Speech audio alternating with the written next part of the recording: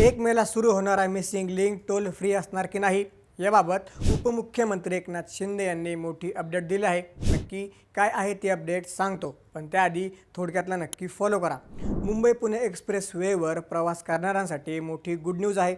या मार्गावरील बहुप्रतीक्षित मिसिंग लिंक प्रकल्प येत्या 1 मे पासून वाहतुकीसाठी खुला होणार आहे।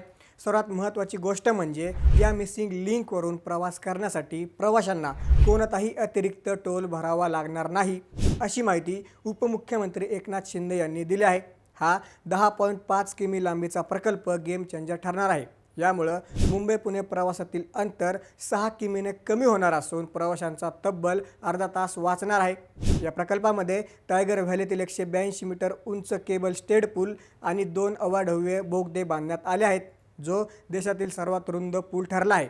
इतकंच नाही तर भविष्यात हा मार्ग समृद्धी महामार्ग, कोकण कोस्टल रोड आणि वसई विरार मल्टी मॉडेल कॉरिडॉरला जोडला जाणार आहे। यामुळे संपूर्ण महाराष्ट्रात कनेक्टिव्हिटीचं जाळं निर्माण होऊन प्रवास अधिक सुसाट होईल।